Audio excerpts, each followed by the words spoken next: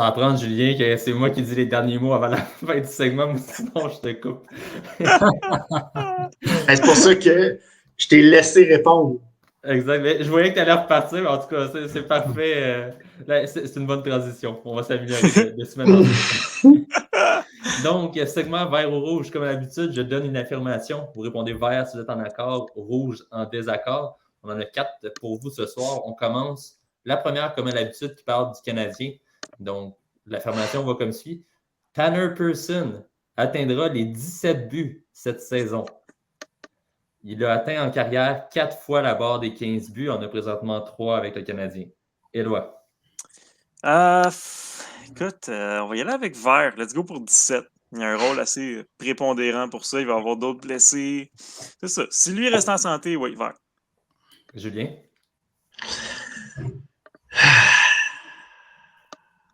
Je vais dire vert. Parce que c'est ça, tu sais, à part sa grosse blessure au poignet, c'était pas si pire que ça. Là. Puis il y a des bons tirs, puis justement, le Canadien n'a pas nécessairement la profondeur des autres équipes quand il a joué puis qu'il avait du succès. Donc, il va jouer des rôles plus importants, dont l'avantage numérique, entre autres. Donc, je vais dire vert.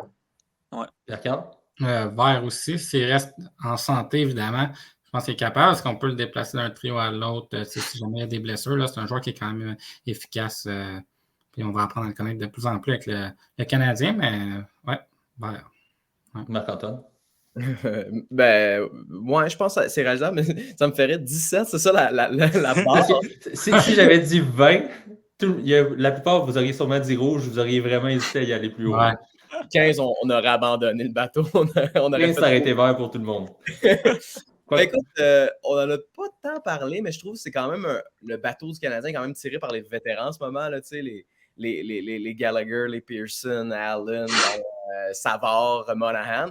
Je pense que dans cette tangente-là, il y a toujours un vétéran qui va être greffé. Puis je trouve qu'il y a vraiment. J'avais peut-être sous-estimé son lancer, puis j'avais peut-être aussi sous-estimé le fait que c'est un athlète. Je veux dire, il est resté quand même en forme, le mine de rien, depuis ces années. Il a juste 31 ans, là, il n'est pas. Ouais.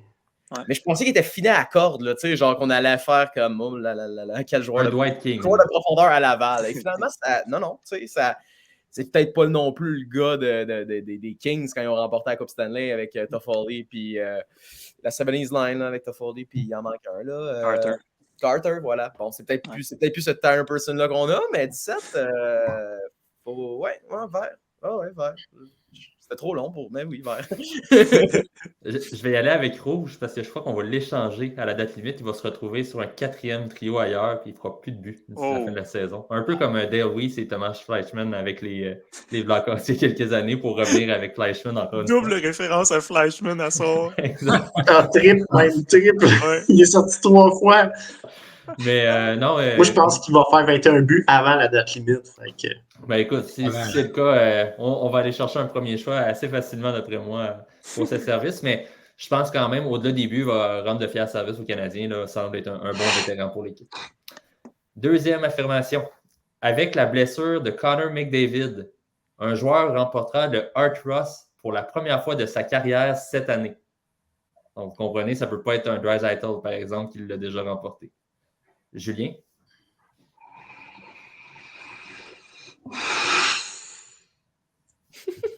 Je peux pas croire que les Oilers, à m'amener la machine, ne va pas partir.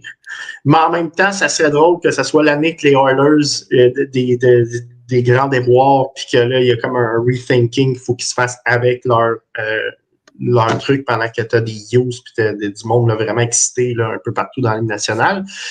Fait que je vais y aller pour rouge quand même. Je pense que, écoute, il y a des gars là sont vraiment Draisaitl ou McDees ou en tout cas je pense que non, je vais y aller avec vert.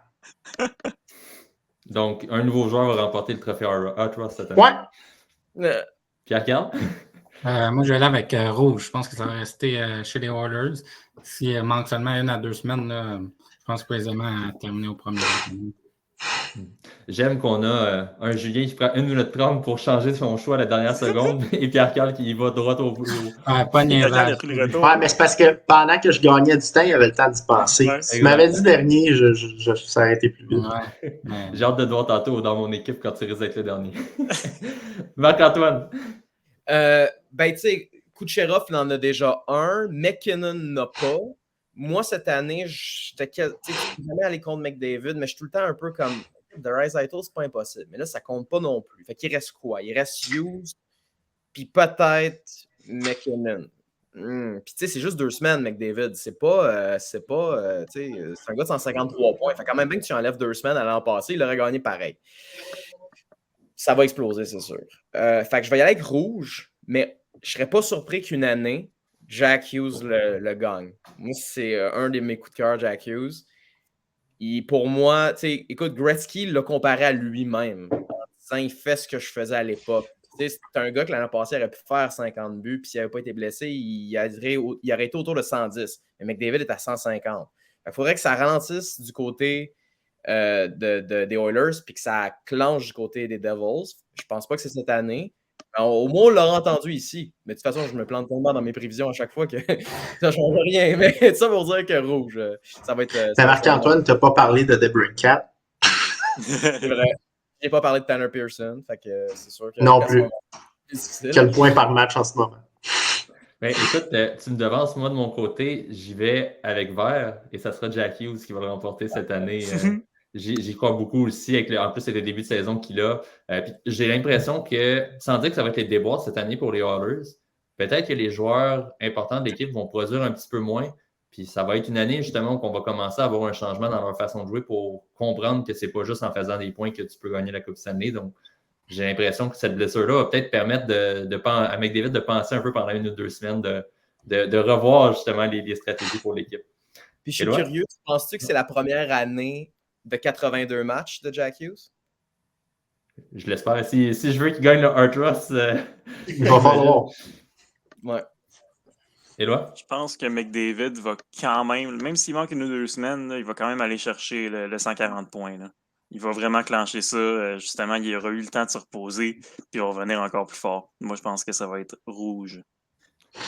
Troisième affirmation. La Ligue nationale devrait instaurer une nouvelle formule pour son repêchage, une formule décentralisée. Donc, pour votre information, les 32 équipes en ce moment sont consultées pour établir si on fait encore le repêchage à un endroit, un amphithéâtre avec tous les joueurs présents, ou si on y va plus dans le style de la NFL avec une vingtaine, trentaine de joueurs invités pour la première ronde. Et les équipes sont dans leur QG, si on veut, respectif, à leur amphithéâtre respectif. Donc, la Ligue nationale devrait instaurer cette nouvelle formule. Pierre-Carl? Moi, je vais dire vert. Je pense que ça fait partie comme en 2023, puis je ne sais pas comment dire, mais ça serait plus fluide, si on veut. En tout cas, dans l'air du temps. Oui, ça serait plus moderne, en fait. Donc, c'est ça le mot que je cherchais.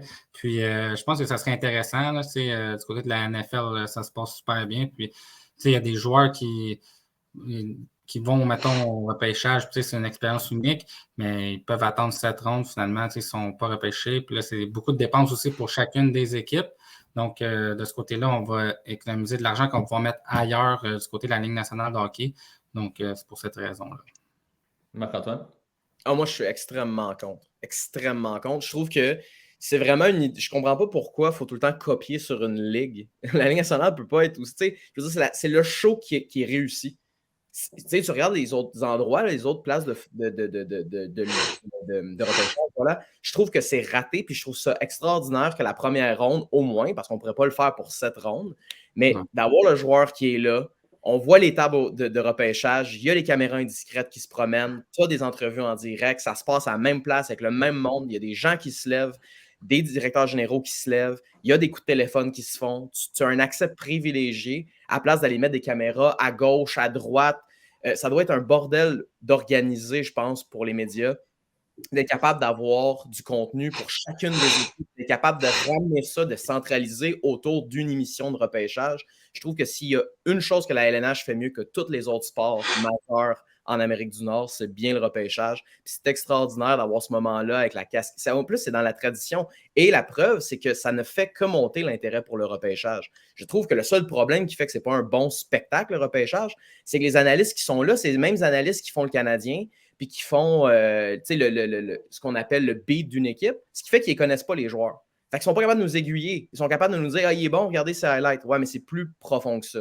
Je pense que d'avoir des journalistes qui sont là et qui font les entrevues, c'est extraordinaire, mais d'avoir des gens qui connaissent le hockey junior et qui les suivent, pas juste des Leroux et de la Lancette qui sont dans le storytelling, mais d'avoir vraiment des gens qui sont capables d'expliquer, ça va créer un engouement. Et la seule chose peut-être qui fait que c'est moins intéressant le repêchage au niveau, selon moi, de la Ligue nationale, c'est que, contrairement au football, c'est que le gars de 3e ronde, il est dans ton line-up l'année prochaine.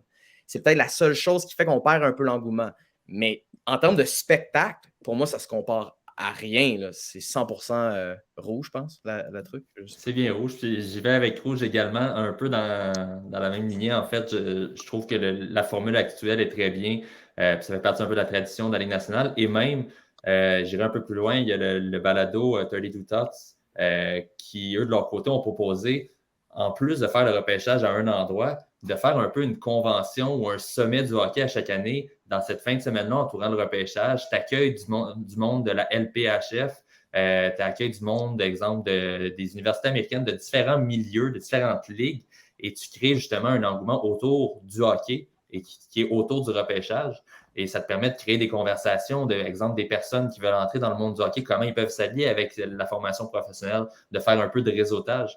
Donc, à l'inverse, le repêchage, de l'avoir à un endroit pourrait justement créer cet engouement-là. Puis je pense, veut pas, le hockey, on a quand même besoin à un certain point. On le voit que les codes d'assistance qui sont en baisse depuis le début de la saison, ça ferait pas de mal, selon moi, d'avoir un événement qui pourrait réunir beaucoup de gens autour du hockey. Puis en plus, tu as les réactions des partisans, c'est extraordinaire. Là. Tu sais, Slavkovski, tout le monde est là. Qu'est-ce qui se passe? Kotkaniemi, la fameuse femme là, qui était là, qui a fait genre, t'avais l'impression que sa maison vient de brûler devant elle. L'échange de Kirby Dach aussi, qui est au Centre Bell. Le jeu de coulisses là, qui est là, tu sais, c'est comme ça que j'ai appris que le Canadien avait de l'intérêt pour Catafort. Parce que Kent Hughes est allé se promener, je pense que quand les Knights sélectionnaient, puis ça a pris un petit peu plus de temps, mais seulement la 3e ronde, ça fly. Là. Puis là, on a compris qu'il voulait faire un échange, puis là, on a compris de l'autre côté, ça ne leur tentait pas, puis qu'il allait pour sélectionner. C'est comme mon occupation double à moi. Là. C'est extraordinaire, ce jeu de coulisses-là. Moi, je suis sur mon siège, je suis là, j'en reviens pas. Je suis comme tabarnouche, je suis le drame, puis ah oui, l'échange à Kirby Dach avec les partisans. T'as Batman qui n'est même pas capable de faire 2 mots qui se fait huer, là, juste ça. C'est du bonbon, c'est de la petite cannelle, ça. Ça fait des bonbons à cannelle, finalement. Finalement, t'es un gros fan de la Saint-Valentin. Et là? Moi aussi, c'est rouge. Puis, tu sais, je pense que si, toutes les raisons que vous avez expliquées de spectacle et tout ça, je pense que s'ils veulent couper quelque chose dans le budget, là, c'est les NHL Awards. Ça, d'après moi, là, il y aurait du budget qui pourrait se faire couper là, puis décentraliser ça. Il n'y a pas de problème avec ça pour moi. Le repêchage, c'est trop important, comme vous l'avez expliqué déjà. Donc, c'est rouge. Peut-être même à la limite le match des étoiles, mais ça, c'est un autre débat également concernant les codes d'écoute. Julien? Rouge, ouais, écoute, je n'aurais pas invité chez nous sinon. Pendant le repêchage, fait que, tu sais, c'est ça, c'est que c'est un. Ouais. T'sais, à moins que tu connaisses quelqu'un qui est repêché, s'il n'y a pas un show, comme justement dans les autres ligues, c'est comme, bah, tu vas sur Internet, là, tu vois les noms sortir, puis c'est comment il n'y a rien d'autre qui se passe. C'est des numéros. Fait que non, c'est vraiment super excitant. Puis là, avec Léo, à ta minute, on a un trade, puis écoute, là, il n'y en a pas eu l'année passée, là, mais sinon. Pierre-Carl, je te donne la Lafrenière, là, c'était terrible. Là. Il était là en Zoom, ça bug. Comme, qu'est-ce qui se passe? Le gars, il est chez eux avec ses parents, il a son chandail. Puis là, il a même mentionné, je pense, par la suite, il a fait, c'est sûr que c'est un peu décevant, mais ça reste que je suis le premier, puis je suis heureux de ça. Puis, tu sais, je veux dire, c'est à cause de ça qu'il n'y a pas de succès en ce moment, en fait. Mais c'est ça, parce que si c'était ça, Jack Hughes-Ski. Hein? Pierre-Carl, je te donne une deuxième chance. Est-ce que tu changes ton choix? Non, on va garder le même, mais c'est vrai que vous avez des bons points pour de vrai. Là. C'est vrai que les échanges, les réactions des gens, puis tu sais, c'est le fun de voir que quand les jeunes sont repêchés en personne, là. Mais c'est à long terme. Je pense qu'éventuellement, ça va changer. Je parle peut-être pas bientôt, mais éventuellement, je pense que ça va changer quand même. Mais, tu sais, point de vue budget, on s'entend, évidemment, c'est cher, plus que, bon, si c'était fait autrement, mais il y a aussi, tu sais, mettons, là, tu sais, il y a l'empreinte écologique aussi, tu sais, c'est beaucoup de vols d'avion, c'est beaucoup de, tu sais, on s'entend, là, tu sais, c'est quand même, à ce niveau-là, c'est sûr que c'est pas écologique, mais tu sais, encore là, tu sais, c'est-tu une soirée de pas écologique qui va changer tous les matchs qui jouent avec tous les avions qui se promènent à longueur d'année, tu sais, rendu là, tu sais, bon, mais mettons, là, que, tu sais, je serais plus pur que pur. Ouais, comme Éloi le disait, il y a pas mal d'autres soirées de la Ligue nationale qui pourraient être retirées avant ça. Ouais, ou bien mettez moins de matchs interconférence puis plus de matchs interdivision. Déjà là, plus de matchs Montréal-Ottawa, ben, c'est moins de vols. Effectivement.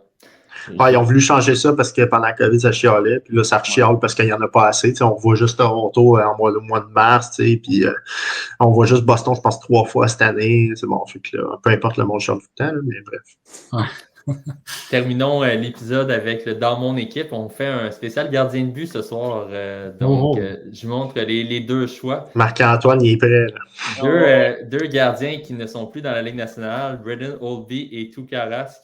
Donc, en soi, c'est quand même très similaire en termes de statistiques, même que Holtby a un ratio de victoire plus élevé. Julien aime les choix, encore une fois. Côté moyenne de buts alloués, légèrement supérieur pour Rask et pourcentage d'arrêt aussi en saison régulière. En série, petit avantage pour Holtby, mais on le voit encore, c'est très, très similaire entre les deux. Ce qui m'étonne, puis je revérifierai mes statistiques, mais c'est d'avoir vu aucune défaite en prolongation pour Rask en série. Je suis quand même étonné là, avec le nombre de matchs joués et les difficultés qu'on lui a connues à certains moments importants. Mais en termes de trophées, ben, les deux, on a une Coupe Stanley, un Vézina et un William M. Jennings. Évidemment, la Coupe Stanley de Rask était comme adjoint à Tim Thomas. Donc, je vous laisse débattre. En fait, je laisse Marc-Antoine commencer. Qui choisis-tu entre les deux gardiens de but? Tuukka Rask. Puis, écoute, ça me prendrait des statistiques plus détaillées, mais j'ai comme l'impression qu'il a été plus constant, Tuukka Rask, dans l'ensemble. Je te confirme. Tu sais, j'ai comme un feeling que Holtby a été très, très hot sur une plus courte période de temps, ce qui fait que ça a augmenté ses statistiques, mettons, au pourcentage d'arrêt, puis que la fin de carrière était moins réussie, puis peut-être qu'en début de carrière, bon, au début de carrière, on dit tout le temps, c'est quasiment, peu importe, là, c'est du développement, finalement, mais c'est quand même Tuukka Rask qui a tassé Tim Thomas. Là. On a beau dire qu'il était sa pente descendante, mais c'est parce qu'il a vraiment pris le filet à ce moment-là. Outre le caractère bouillant qui, des fois, me tapait ses nerfs, je trouve que c'est un gardien superbe. Là. C'est vraiment un superbe gardien. Puis c'est probablement, on revient encore avec les nationalités, mais peut-être un ou sinon le meilleur gardien de l'histoire de la Finlande. C'est pas peu dire. Fait que, ouais, c'est ça. Moi, j'irais avec Tuukka Rask, là, puis j'hésite pas vraiment. En fait, ça changera pas. C'est vraiment Tuukka Rask à comme 90% ou 95,6% là, de certitude à ce moment-là. Je vais y aller je vais penser en fait de la même façon que tu pensais tantôt, Marc-Antoine, en disant je veux une Coupe Stanley à tout prix si je suis DG. J'y vais avec Braden Holtby pour ça. Je me rappelle du parcours éliminatoire des Caps, ça avait été sensationnel de son côté, elle avait fait des gros arrêts. Et en finale de mémoire, avait été, on se rappelle, je pense que c'est le deuxième match, son arrêt décisif qui permettait aux Caps de ne pas tirer de l'arrière 2-0 et par la suite de gagner les 3 suivants. C'était contre Vegas en finale. C'était contre Tuck, là, je pense, le bâton. Là. Ouais, exact. Donc, tu sais, j'ai l'impression des arrêts clés comme ça, il y en a fait beaucoup cette année-là, Holtby. Et si tu me donnes un des deux gardiens pour gagner la Coupe, j'ai plus confiance à Holtby qui peut me sortir des gros matchs que Rask, qui, à l'inverse, j'ai trouvé souvent dans sa carrière. C'est pour ça que je disais tantôt, j'étais surpris de voir aucune défaite en prolongation parce qu'il me semble, de mémoire... Oui, il y en a en prolongation en série. Je pense que juste les sites de stats, ils ne mettent pas quand c'est en série. Possiblement, mais en fait, c'est ça. Il y a eu quand même beaucoup de matchs où c'était par un but et que ça a été un mauvais but accordé par Rask en série qui a été un peu décevant et on l'a souvent dit que peut-être avait choqué à certains moments. Donc, juste pour ça, j'irais avec Holtby. En saison régulière, par contre, et sur la durée de leur carrière, je pense que Rask a effectivement été supérieur. Mais être un DG, je prends Holtby en premier. Éloi? Ouais, écoute, c'est tough quand tu regardes les statistiques, c'est similaire. Mais tu sais, je pense que je vais avec Rask quand même. C'est une question de feeling, je dirais, là, mais tu sais, Holtby, oui, il y a eu ce parcours-là en 2018, mais Rask, j'ai l'impression qu'il était plus constant. Puis il s'en fallait de peu des fois. Là, c'est juste un but ou deux, puis ça change complètement la donne. Là. Rask, il aurait peut-être pu avoir 2 coupes ou même 3 coupes avec un but ou 2 de moins. Donc, c'est ça. Je pense que j'y vais quand même avec Rask. Julien? Écoute, bon, Rask, c'est vrai qu'il a été plus stable. C'est vrai que sur le long terme, en fait, ses statistiques sont incroyables. Pendant 10 ans, il est au-dessus de 920. Là. C'est fou, là. Genre, c'est vraiment, vraiment capoté.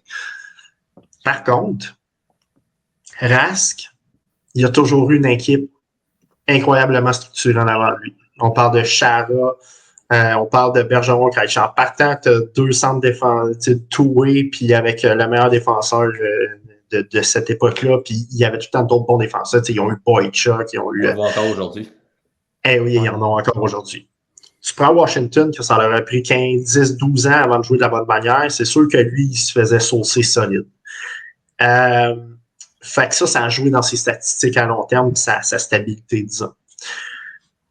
Puis pour les séries, j'ai même souvenir que Nicolas, Rask, il choquait souvent. Obi, quand son équipe, quand c'était le moment de bien jouer, il a bien joué, tout de suite. Donc, je voyais avec Obi à cause de ça. Même si ses stats et sa longévité dans le temps est moins spectaculaire que Rask, il y avait des raisons vraiment pour ça. Puis je trouve que ce qu'a fait Obi avec la manière que ça joue en avant de lui pendant 10 ans, c'est incroyable. Honnêtement, s'il y avait eu un Bergeron puis un Chara là, devant lui, je te garantis qu'il y avait des meilleurs chiffres que Rask, je suis convaincu. Pierre-Carl, c'est à toi de trancher le débat Oldie ou Rask. C'est 2 gardiens qui se ressemblent beaucoup, mais moi, je vais y aller avec Tuukka Rask pour le long terme. Je pense que oui, Braden Oldie a eu des moments très forts, mais c'est une plus courte période, si on veut. Là. Mais quand ça comptait, par exemple, il était là. Sauf que Tuukka Rask, je pense que sur le long terme, puis en saison régulière aussi, légèrement de meilleures statistiques. Puis je le prendrais, même s'il y avait des bonnes équipes devant lui, il fallait quand même faire les arrêts. Puis c'était pas le même hockey qu'aujourd'hui, mais ouais, je dirais avec Tuukka Rask. Juste, tu sais, 2011, parce que Tuukka Rask était le backup alors que Holtby était le starter en 2018, si je me trompe pas. Mm-hmm. Tu sais, ça aussi, c'est à considérer quand même. Là, c'était Tim Thomas qui avait le filet là, quand ils ont gagné contre Vancouver. Tandis que Holtby, c'est lui qui a gaulé l'entièreté des séries en 2018. Fait que je pense aussi que c'est quand même une affaire à considérer. Bon, il aurait peut-être pu l'avoir contre les Blues, mais hélas, les Blues ont été très solides à ce moment-là, puis ça ne s'est pas passé comme ça. Mais ouais, voilà. Fait que je trouve aussi que c'est un point quand même important. Tu as raison. Il a gagné une Coupe Stanley Oldby. Puis tu sais, Marc-André Fleury, on parle tout le temps de ces 3 coupes, mais il y en a deux gagnées par Matt Murray. Fait que ça relativise bien les affaires. Là, non, effectivement. Mais comme on le disait, ça reste 2 très bons gardiens de but qui ont tous les deux été parmi les meilleurs de leur époque, veut pas.